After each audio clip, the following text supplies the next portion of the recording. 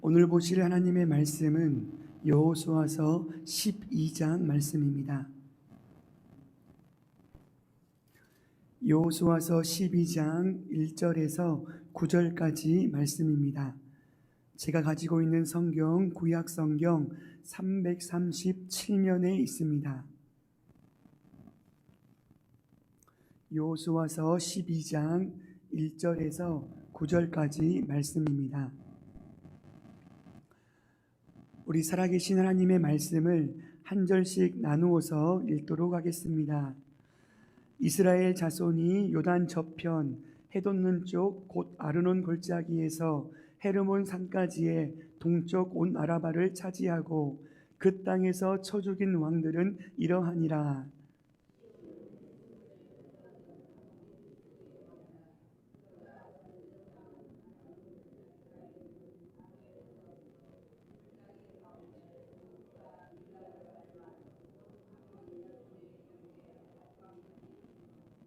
또 동방 아라바 긴네롯 바다까지이며 또 동방 아라바의 바다 곧 여메의 벳 여시몬으로 통한 길까지와 남쪽으로 비스가 산 기슭까지이며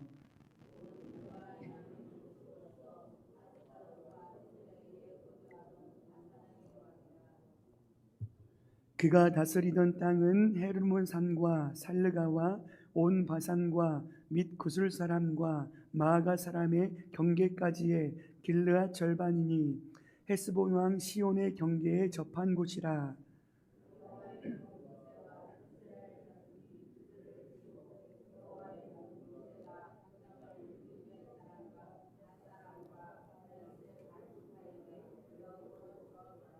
여호수아와 이스라엘 자손이 요단 이편 곧 서쪽 레바논 골짜기의 바알갓에서부터 세일로 올라가는 곳 한락산까지 쳐서 멸한 그 땅의 왕들은 이러하니라.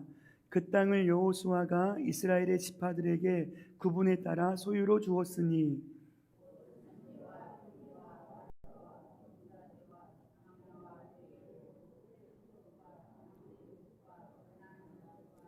브리스 족속과 히위 족속과 여부스 족속의 땅이라.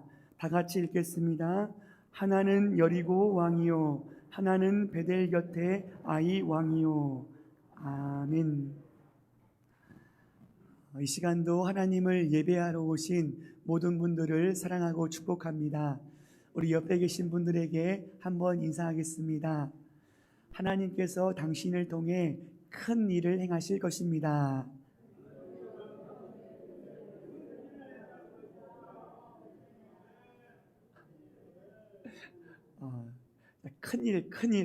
큰일 났습니다.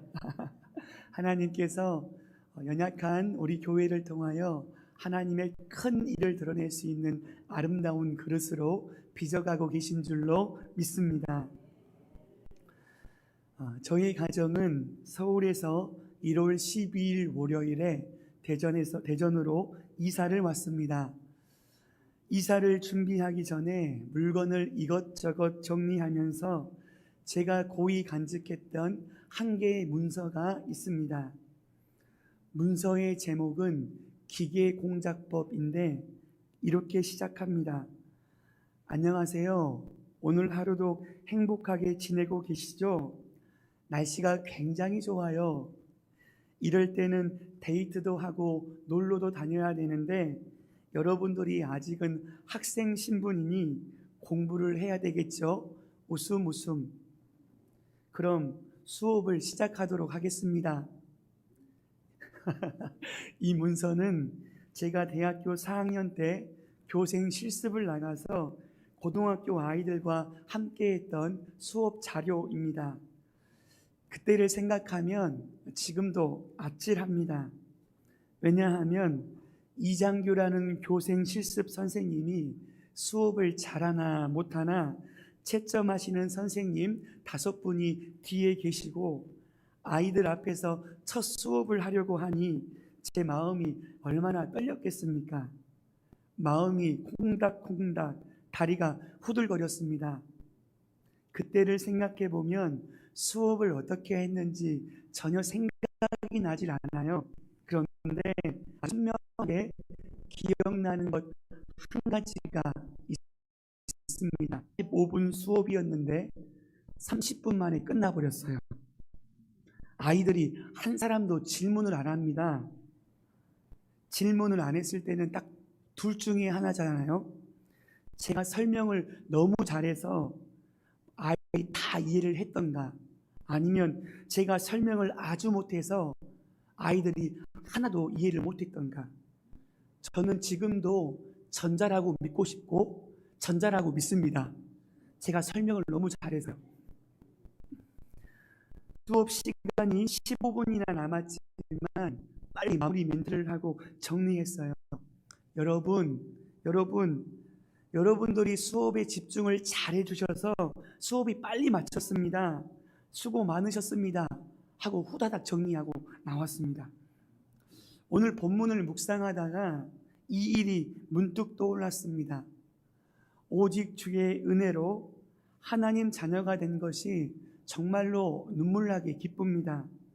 그런데 수업 시간이 45분이었는데 그것도 못 채운 저에게 하나님의 말씀을 전할 수 있는 목사가 되게 하시고, 주님의 핏값으로 세우신 우리 참 아름다운 교회 담임 목사로 불러주신 것 정말로 감사했습니다.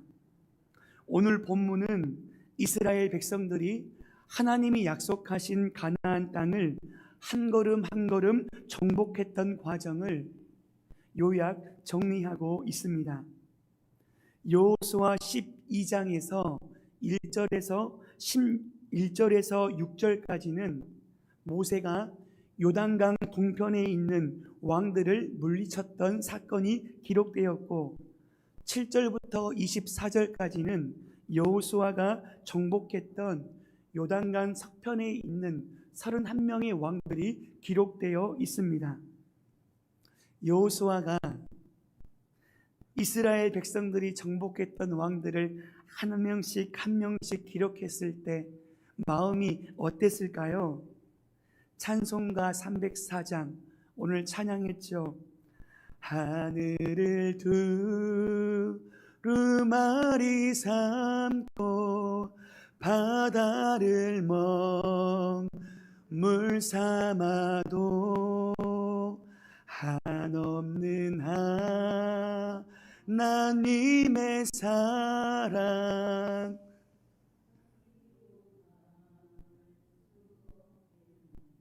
아멘. 다 기록할 수 없겠네. 영원히 변치 않는 사랑 성도여 찬양하세. 여호수아가 가나안 정복을 요약하면서 이 놀라운 하나님의 사랑이 터져 나오는 것 아니겠습니까? 감격과 은혜가 넘쳐서요. 그 이유가 뭘까요? 첫 번째, 이스라엘 독립 만세입니다. 다들 아시잖아요. 이스라엘 백성들은 430년 동안 이집트에서 종살이를 했습니다. 노예는 자신의 뜻, 자신의 계획이 없습니다. 종들에게는 오직 주인의 계획과 뜻만이 존재할 뿐이에요. 하루 벌어 하루 먹고 사는 인생, 미래에 향한 꿈은 1도 없는 그 비참한 이스라엘 백성들이 오직 하나님의 은혜로 민족의 지도자 모세를 통하여 이스라엘 독립 만세, 자유를 얻게 됩니다. 여호수아는 자유를 주신, 놀라운 구원을 주신 하나님의 은혜에 감격할 수밖에 없는 겁니다.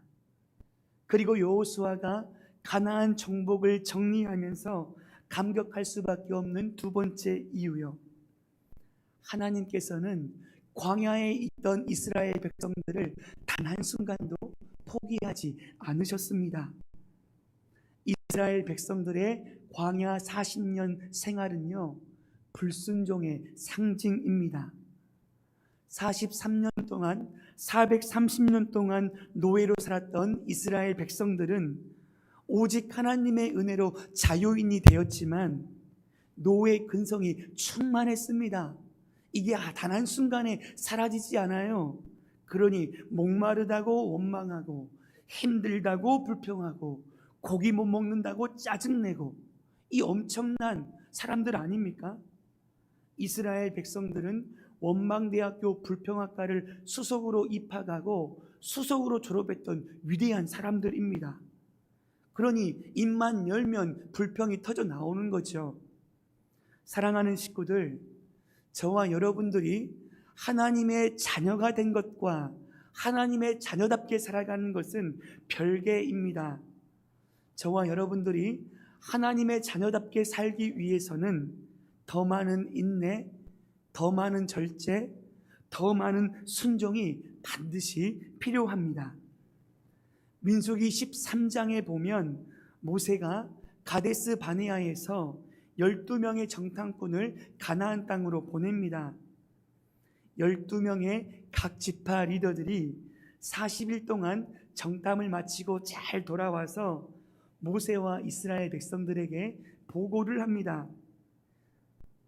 여호수아와 갈렙을 제외한 10명의 리더들이 보고를 하는데요, 민수기 13장 33절 말씀을 다 같이 한번 읽어보도록 하겠습니다.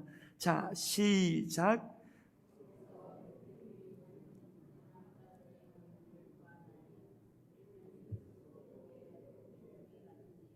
그들이 보기에도 그와 같았을 것이니라. 아멘. 10명의 정탐꾼들은 아낙 자손을 보았으니 우리가 스스로 보아도 메뚜기 같다. 이 말도 안 되는 이 보고를 하고 있네요. 10명의 리더들은 가나안 땅을 정탐하면서 거대한 아낙 자손을 보았습니다. 하나님보다, 진정한 왕이신 하나님보다 눈에 보이는 아낙 자손을 더 크게 바라보았습니다. 그러니 하나님이 약속하신 땅이요, 하나님이 모세에게 정탐꾼을 명령하신 이유는요, 하나님이 허락하신 그 약속의 땅이 얼마나 아름다운지 보고 오라고, 미리 맛보라고 보내셨거든요. 그런데 이 아낙 자손들 때문에 10명의 사람들의 보고를 한번 들어보시죠. 그런데 하나님이 주신 그 약속의 땅이 우리를 삼키는 땅이라고 악평하고 있는 것 아니에요? 하나님의 백성들의 당당함이 단 한순간도 보이질 않아요. 자기 자신을 메뚜기라고 규정해버립니다. 메뚜기 같다는 표현은 뭘 의미할까요? 우리는 보잘것없고 무능력한 존재임을 드러나고 있는 거예요. 이스라엘 백성들은 적들과 싸워보기도 전에 이미 패배했습니다. 마음이 무너지는 거예요. 그런데 하나님께서는 노예의 근성이 충만한 이스라엘 백성들을 단 한순간도 포기하지 않으셨습니다. 그리고 마지막으로 여호수아가 가나안 정복을 마무리하면서 감격할 수밖에 없는 세 번째 이유요, 하나님의 신실하심 때문입니다. 신실하심이 뭡니까? 우리가 믿는 하나님은 한 번 말씀하신 것을 잊어버리거나 변덕스럽게 바꾸시는 그런 분이 아니라 약속을 끝까지 지키시는 변함없으신 하나님이신 줄로 믿습니다. 할렐루야. 이 믿음의 고백이 신실하신 하나님입니다. 저와 여러분들이, 이스라엘 백성들이 이곳에 있을 수 있는 유일한 이유와 근거는 하나님의 신실하심 때문입니다. 여호수아서 1장 3절을 한번 봐보세요. 내가 모세에게 말한 바와 같이 너희 발바닥으로 밟는 모든 것을 모두 내가 너희에게 주었노니. 아멘. 참 놀라운 말씀 아니에요? 하나님께서 여호와의 종 모세가 죽은 후에 새로운 민족의 지도자 여호수아에게 말씀하십니다. 내가 모세에게 말한 바와 같이, 내가 모세에게 약속한 것과 같이 이 땅을 너희에게 주었노니. 아멘. 모세를 향한 약속이 이스라엘의 새로운 지도자, 벌벌 떨고 있는 여호수아에게도 그대로 전해지는 것 아니에요? 특별히 내가 너희에게 주었노니, 이 말씀에서 주었노니는 히브리어로 네타티우인데요. 이 네타티우는 완료형입니다. 이미 이루어진 거예요. 이 땅을 너희에게 주실 것이다. 이 땅을 너희에게 주었노니 완료형이에요. 뭘 의미하는지 아시죠? 현실적으로는 이스라엘 백성들이 가나안 땅을 들어가지도 못했지만 하나님께서 그 약속의 그 땅을 이미 확실히 분명히 우리에게 주신 줄로 믿습니다. 가나안 정복은 네가 하는 거 아니야. 바로 내가 한다. 내가 주었노니 주었다 말씀하고 있는 거예요. 이 말씀을 들었던 여호수아는 눈물이 주르륵 흘렀을 겁니다. 여호수아는 가나안 땅 정복하는 이 위대한 일은 모세 아니면 안 되는 줄 알았습니다. 그런데 우리 하나님은 부족한 나를 통해서도 일하시는군요. 내 형편과 내 실력과 내 환경과 상관없이 하나님의 일하심은 절대로 중단되지 않으시는군요. 이 하나님의 일하심, 중단되지 않는 하나님의 신실하심을 바라보니 감사. 은혜를 고백할 수밖에 없는 것 아니에요? 그리고 여호수아서 11장 21절에 보면 중반절에 그때 여호수아가 가서 아낙 사람들을 멸절하고, 아멘. 아낙 자손들, 콩만 매는 아낙네가 생각나지 않고 아낙 자손을 멸절하고. 어떤 말씀이에요? 누구예요? 여호수아가 가나안 북부 연합군과 싸울 때에 아낙 사람들을 멸절합니다. 아낙 사람들이 누군지 아시죠? 메뚜기. 이스라엘 백성들이 가나안 땅에 들어가기도 전에 부들부들 떨게 만들었던 사람들이 아낙 자손 아니에요? 그런데 그 부들부들 떨게 만들고 두려워하게 만들었던 그 아낙 사람들을 이스라엘 백성들이 여호수아가 완전히 멸절했고 승리했음을 보여주는 것 아니겠습니까? 우리 인생 가운데 우리를 두렵게 만들고 우리를 무섭게 만들었던 수많은 아낙 자손들은 하나님의 일하심을 경험하게 만드는 아름다운 층표인 줄로 믿습니다. 두려워하지 마세요. 놀라지 마세요. 아낙 자손들이 더 깜짝 놀라고 있습니다. 우리 안에 이 믿음을 우리 하나님이 요청하고 계세요. 그리고 11장 21절을 다시 한 번만 보면 헤브론과 드빌과 아낙, 이 세 가지의 장소가 나오는데 헤브론, 드빌, 아낙은요 아낙 자손이 살고 있는 지역입니다. 여호수아 12장에서도 이스라엘에 정복했던 왕 중에 정확하게 기록되어 있거든요. 여호수아서 12장 10절에는 하나는 헤브론 왕이라고 기록되어 있고요, 13절에는 하나는 드빌 왕이요, 이렇게 구체적으로 기록되어 있습니다. 사랑하는 식구들, 여호수아는 감격할 수밖에 없는 거예요. 큰 놀라운 승리를 경험한 이후에 감격할 수밖에 없는 이유, 첫 번째, 이스라엘 독립 만세. 두 번째, 광야에서도 노예 권성이 충만한 이스라엘 백성들을 단 한순간도 놓지 않았습니다. 그리고 세 번째로 하나님의 신실하심 때문이에요. 어떤 의미인지 아시죠? 오늘 말씀은 이스라엘의 강함을 자랑하는 말씀이 아니라 지금까지 베풀어 주신 하나님의 은혜를 기억하고 하나님 은혜만을 주목하게 하는 생명의 말씀입니다. 특별히 여호수아 12장에서는 이스라엘 백성들이 정복했던 지역들과 왕들이 구체적으로 조목조목 기록되어 있습니다. 그 이유가 뭘까요? 우리가 앞에서 읽었는데 발음도 되지 않는 이 말씀을 기록해 놓으셔가지고 우리 읽기 힘들게 하려고 적어 놓으실까요? 아닙니다. 의미 없는 것은 하나도 없는 거예요.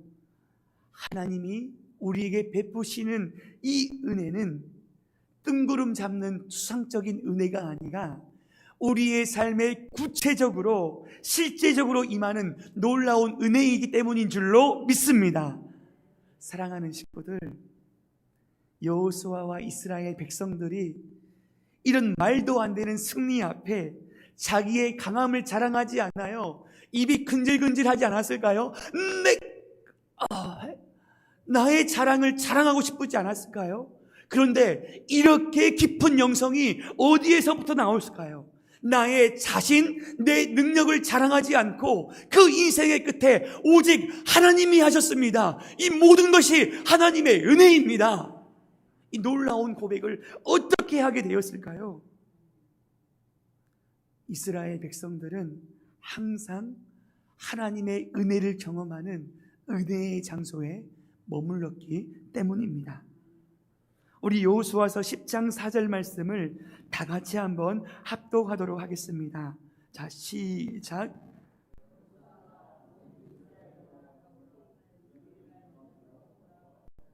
아멘. 제가 여호수아서 말씀을 계속 살펴보면서 이 말씀이 계속 떠오르는 거예요. 길갈 진영으로 돌아왔더라. 길갈로 돌아왔더라. 돌아왔더라. 길갈이요. 이스라엘 백성들에게 길갈이라는 장소는 아주 특별한 장소입니다. 길갈은 이스라엘 백성들이 아침에 눈을 떠서 새로운 인생, 새로운 하루를 시작했던 첫 출발점이었고, 그 인생의 마지막을 마무리하는 마지막 종착지가 바로 길갈이었어요. 이스라엘 백성들은 가나안 땅에 입성한 이후에 모든 전투는 길갈에서부터 시작되었습니다. 본거지예요. 여리고 성을, 아이성을 정복할 때도 이 길갈에서부터 시작이 되어졌고, 가나안 중부 연합군과 북부 연합군과 싸울 때에도 이 길갈에서부터 시작하고, 큰 승리를 하고 돌아온 그때에도 그 정복한 땅을 찾아가서 전리품을 취하는 것을 먼저 취하는 것이 아니라 다시 여호수아와 온 이스라엘과 더불어 길갈 진영으로 돌아왔더라. 아멘. 뭘 의미할까요? 모든 전쟁은 하나님께 속한 것인즉 우리가 승리할 수 있는 비결은 내 실력과 내 능력과 내 군사력인 전략이 있는 것이 아니라 바로 하나님의 은혜인 줄로 믿습니다. 하나님이 하셨습니다. 인생의 주어, 전쟁의 승리의 주어는 하나님이심을 고백하고 있는 거 아니겠어요? 길갈이 어떤 장소인지 다들 아시잖아요. 이스라엘 백성들이 넘실넘실거리는 요단강, 도저히 건널 수 없는 그 강을 건널 이후에 하나님의 놀라운 은혜를 기억하면서 12개의 기념비를 길갈에 세워 하나님의 은혜 때문에 이 땅을 건넜습니다. 요단강을 건넌 것은 하나님의 은혜입니다. 그 은혜를 기억하는 장소였어요. 두 번째로 길갈은 이스라엘 백성들이 할례를 받았던 장소입니다. 할례는 하나님의 백성이 내가 하나님의 백성입니다, 이 증거를 드러내기 위한 외적인 표시가 바로 할례 아닌가요? 길갈을 통해서 하나님, 저는 하나님의 것입니다. 하나님이 책임져 주실 것입니다. 하나님만 의지하겠습니다. 나는 하나님의 자녀인 영적 적재성을 가지고 날마다 믿음으로 주님과 동행하며 나아가겠습니다.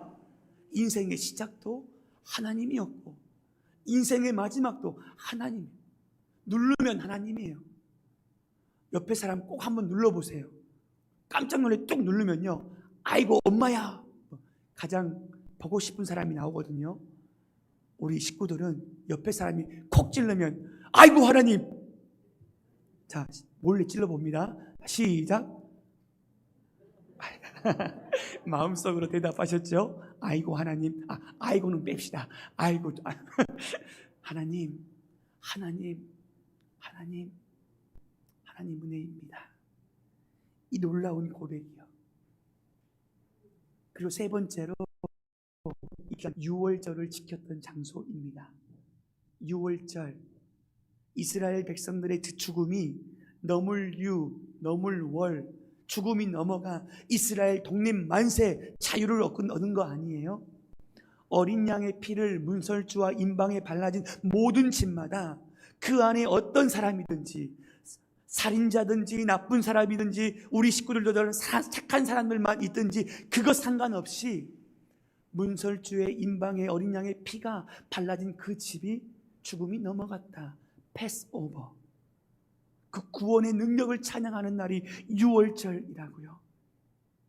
사랑하는 식구들, 이 이스라엘 백성들에게는 이 길갈은 하나님의 은혜를 또다시 언제든지 기억하는 장소였고, 인생의 첫 출발점일 뿐만이 아니라 하나님의 정체성을 다시 한번 기억하며 믿음의 주요 또한 온전케 하신 이인 예수님만 바라보자. 이 믿음의 결단이 있는 아름다운 은혜, 기쁨이 넘치는 아름다운 장소였습니다.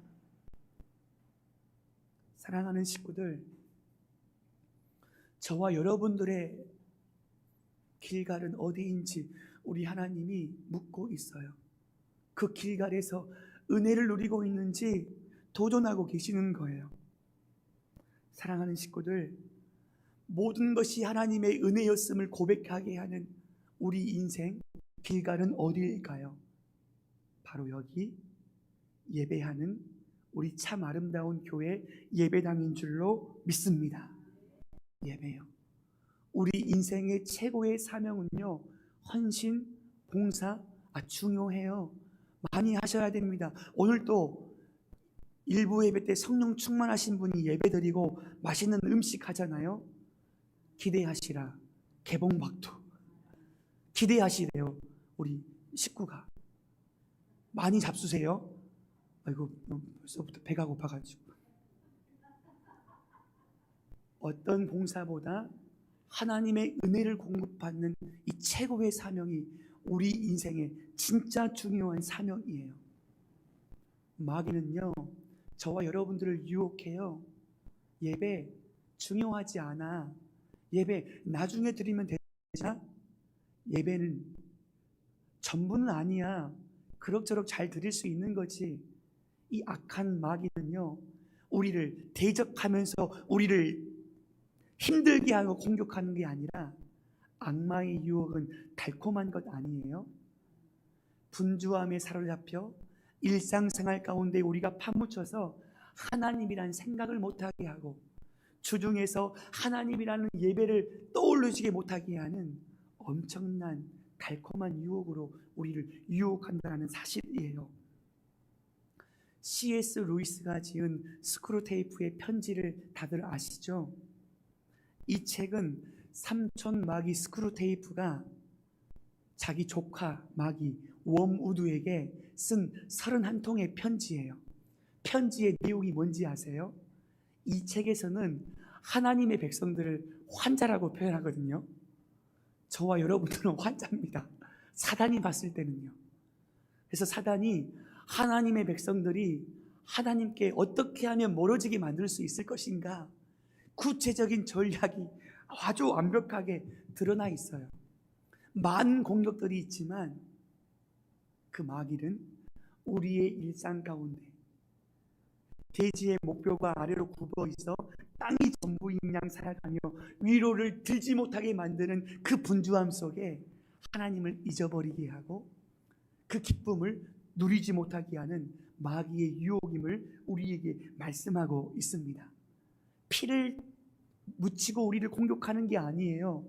광명한 천사와 같이 됐어, 이 정도면 됐어, 중요한 일, 더 중요한 일을 하고 해야 되는 것 아니야? 이렇게 우리 마귀가 속삭이고 있는다는 겁니다. 사랑하는 식구들, 오늘 이 시간 우리 사랑하는 모든 식구들이 하나님의 은혜가 아니면 단 한순간도 살아갈 수 없음을 고백하며 이 시간 예배하러 나왔는데, 우리 모든 식구들을 진심으로 사랑하고 축복합니다. 저는 우리의 마음속에 우리 인생의 최고의 사명은 뭐다? 하나님의 은혜를 공급받는 예배의 승리자가 되는 것이다. 이 사실을 분명하게 깨닫고 헌신을 많이 하면 많이 할수록, 봉사를 많이 하면 많이 할수록, 하나님의 말씀대로 순종하면 더 순종할수록 하나님의 은혜를 더욱더 갈급하고 더 의지해서 하나님의 은혜가 말라버린 마르다가 되지 않고 하나님의 은혜를 날마다 새롭게 경험하는 우리 모든 식구들 되시기를 간절히 기도합니다. 저는 오늘 말씀을 묵상하면서 두 사람이 생각이 났습니다. 첫 번째는요, 바로 예배의 사람 다윗이요. 시편 27편 4절을 다 같이 한번 읽어보도록 하겠습니다. 자, 시작.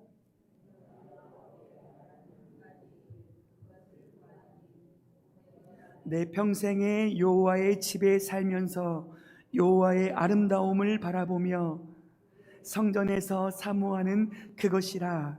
아멘. 다윗의 간절한 소원이 뭐예요? 다윗은 하나님께 바라고 구하는 단 한 가지의 소원이 있대요.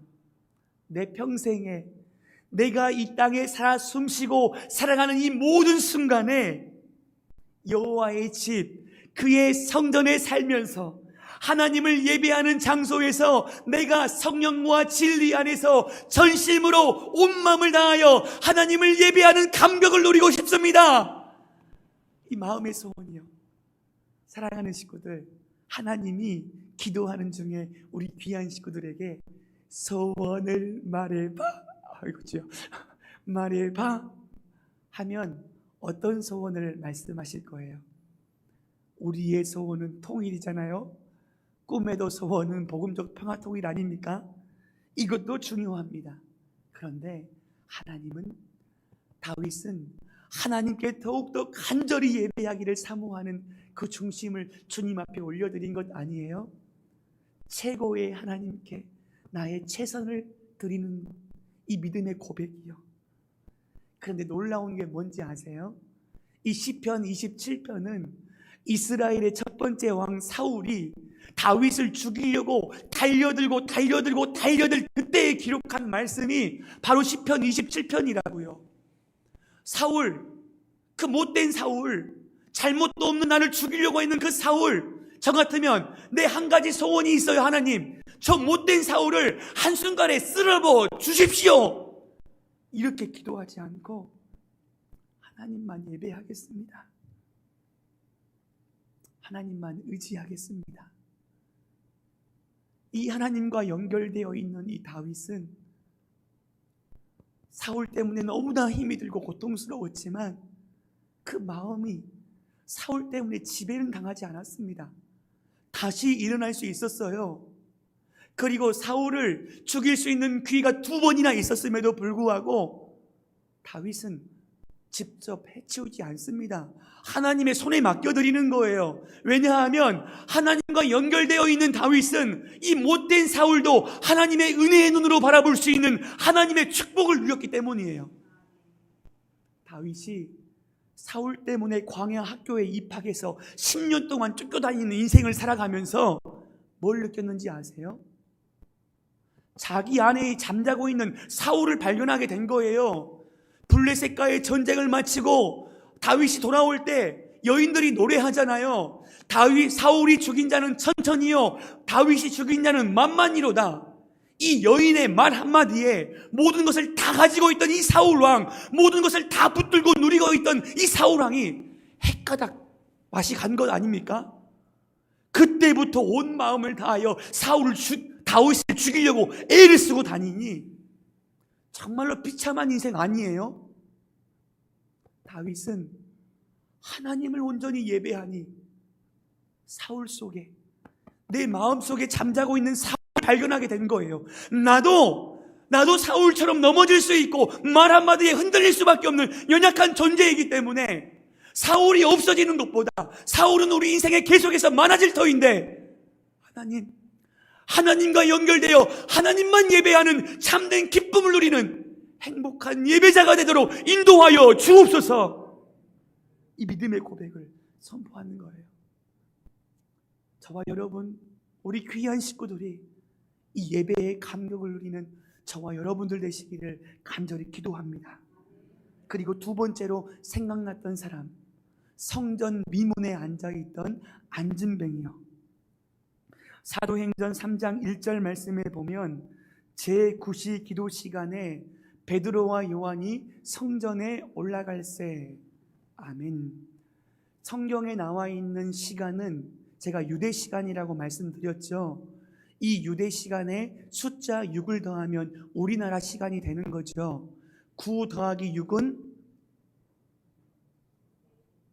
아이고 머리가 핑핑 돌아가시네요. 15시 오후 3시입니다. 그 당시에 유대인들은 하루에 3번 시간을 정해서 하나님 앞에 기도하러 나아갔거든요. 오전 9시, 12시, 오후 3시예요.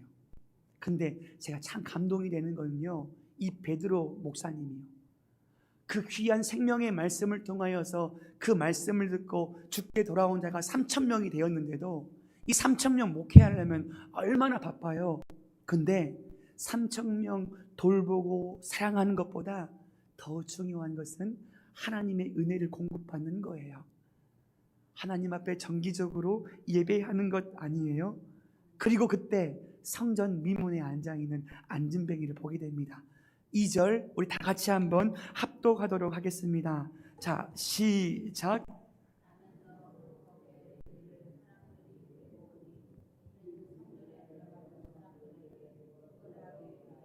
날마다 미문이라는 성전 문에 두는지라.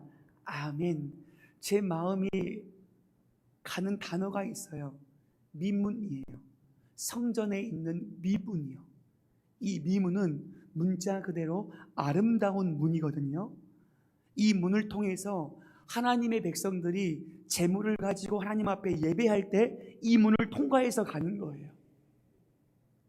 나면서부터 성전 미문에 앉아있던 안진뱅이는 예수 그리스도의 이름의 감격을 누리지 못하고 구경꾼으로서 하나님 예배하는 사람들만 구경하고 있는 거예요. 불쌍한 인생이에요.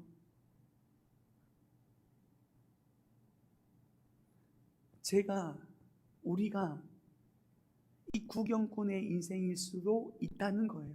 하나님이 제 마음속에 계속해서 주시는 위험의 단어가 뭔지 아세요?